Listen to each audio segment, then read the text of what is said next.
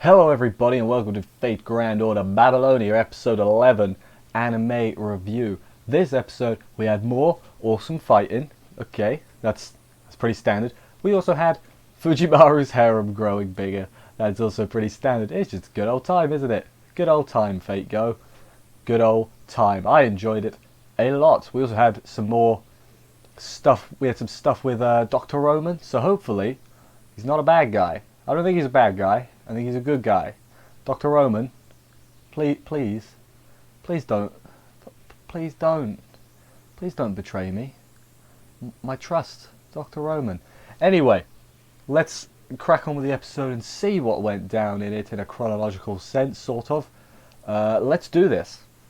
So we open up with a flashback, or dream if you were, of Gilgamesh fighting Enkidu, this being Gilgamesh when he was a dickhead, remember? This is Archer Gilgamesh. He shoots spears, which I guess is Archer Gilgamesh. Doesn't matter, it's Gilgamesh. He's fighting Enkidu, it's a thing. And then we go to the present day. He's just woken up on his throne. Does he sleep on his throne, or does he have a bed? Because, like, thrones can't be comfortable to sleep, like, they're not to sleep on anyway. You get a bad back. Poor Gilgamesh. But he's got a lot of problems. There's a bunch of people asking him to do things. Like, there's a lot of stuff. Meanwhile, the main party, if you were, that's Fujimaru and that, are approaching the Sun Temple. Merlin is fighting some winged creatures. That's all well and good. You need to get rid of him for some reason. They get to the temple. The axe, you know, when you think of an axe, you think, oh, maybe it's a hand axe, maybe it's like a two-handed thing. It's just a bloody massive thing. It's literally embedded in the side of the temple. When Gilgamesh was like, yeah, I think the axe is over there, I didn't think he meant it's embedded in the side of a wall. And by the side of a wall, I mean literally the whole wall. Like, it's... okay, sure, you know, that's where the axe is. Makes sense. Ketz is waiting there. She's waiting for them, obviously. She's like, this thing is my weakness behind me, so, you know, we'll have it, power source, whatever. She says something about existing to mess with humans, and that's like, so you're literally the god of trolls. You're an internet troll.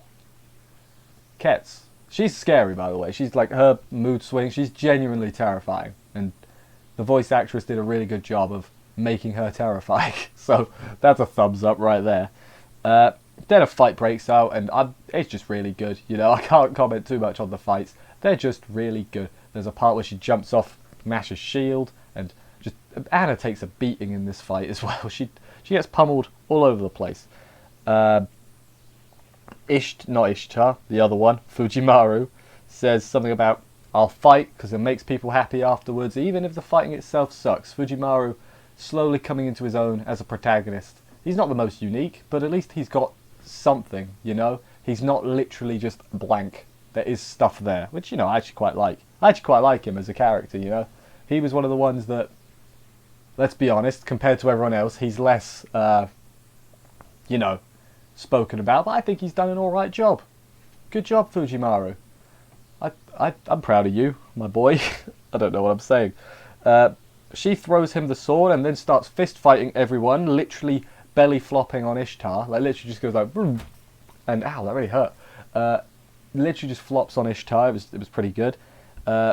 Everyone's going to hold her off while Ishtar runs to the top of the temple to destroy the thing, because he's got the sword now. Everything, all good. And then on the phone, we'll call it the phone, Roman calls her evil, and Fujimaru's like, nah, she's not evil, she just wants a head-on a battle of the soul. And I'm like, what the hell does that even mean, Fujimaru? What that means, apparently, is Fujimaru tells Ishtar to fly him really high into the air, and then he jumps down on to, like, I guess attack her, because she said something about you're not high enough, and he took that literally, and I mean, it worked out, but yeah, he just went up high. I guess he was going to do like a falling punch, but he would have certainly died. Like, they were pretty high up, and Ishtar was like, are you sure? And he's like, yep. I'm like, Fujimaru, have you no fear? Heights are scary, man. Especially like Ishtar, like, she like only just gently taps him off. I wanted her to just shove him off, just for the fun. Just like, here you go, bonk, and then he's gone. But no, he's a prepared boy. He goes for the punch, but we don't actually see what happens. We just go to black, which was, you know, I wanted to see him get caught or hit the punch or just face flop. You know, that could have also happened. Who knows? I most certainly do not. But no, turns out he's completely fine. He's getting a lap pillow from Ketz, and despite how scary she is, I think that's still a plus. So, yeah, she's like, yeah, I want to join your team. I want to join your harem. And I'm like, alright, add another one. Tick. Is Gorgon going to join his harem? Because I don't think he can handle the giant snake lady. Is it? What about Enkidu? Or not Enkidu, what's it? You know what I mean? Just add everyone. Come, why not? Who cares? Everybody can be in Fujimaru's harem, that's fine. Everyone is still alive, everyone being, of course, all the people she took as sacrifices, but they're not sacrificed, still alive and everything. She's good, really.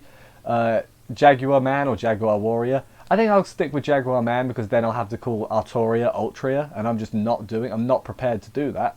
Because whose idea was that? That's ridiculous. I'm so not on board with that name change. But anyway, yeah, Jaguar Man gets essentially put in the PC.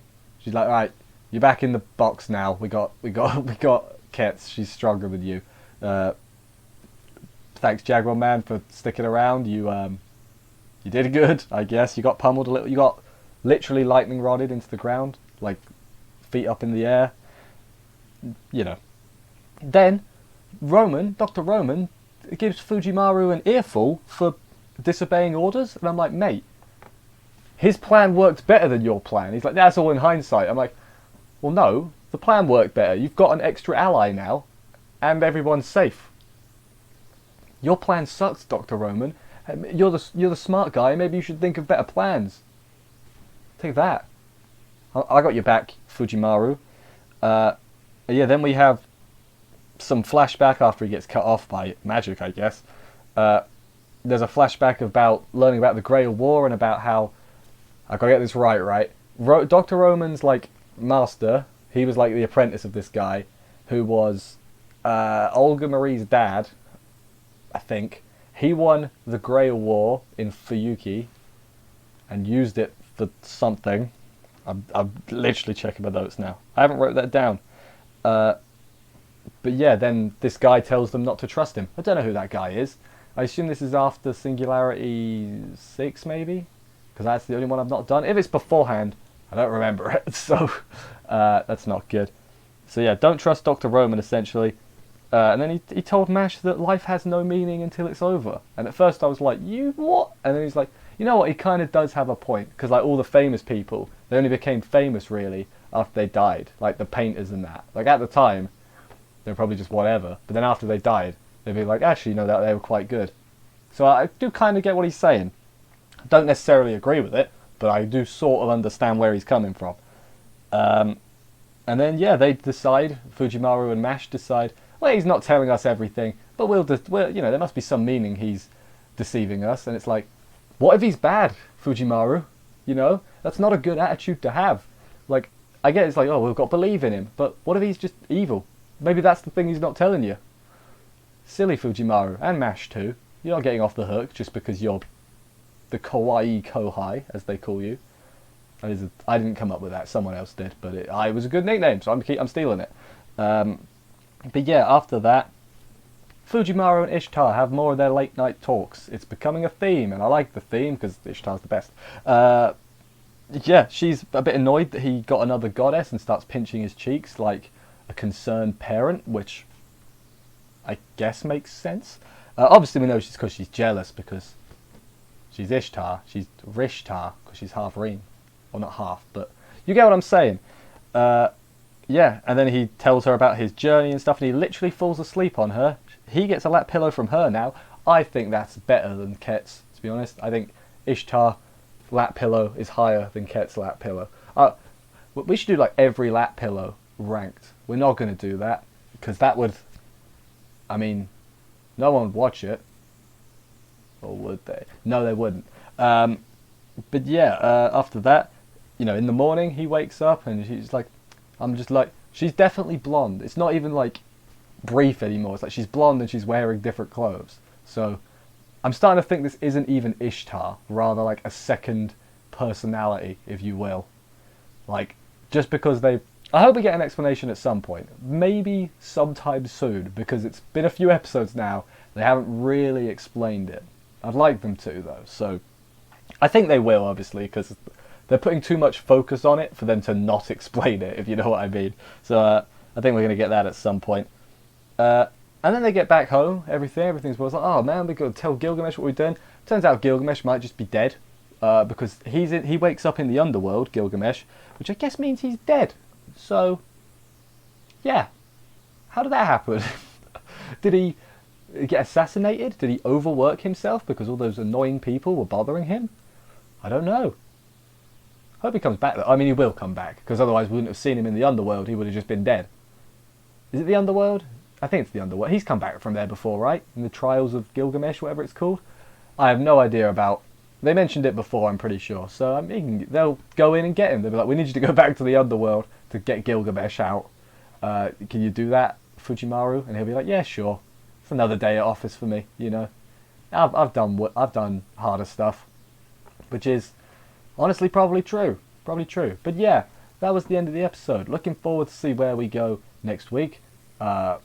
Wonder if it'll lead to Gilgamesh becoming a more proper member of the party, or if it will literally just be, we saved him, now he's back on his throne. Yeah, I hope so. Now they've got 2 of the 3 goddesses on their side, sort of. I'm curious to what's going on with Blonde Ishtar. We'll learn that at some point, hopefully. Poor Jaguar Man getting boxed. They introduced some interesting stuff. I'm wondering how Ketz is going to interact with the rest of the cast, if she's going to be more friendly, or is she still going to be scary? Is Ishtar going to be jealous all the time, like a tsundere? She is a tsundere. What am I chatting? Yeah, hopefully, should be good.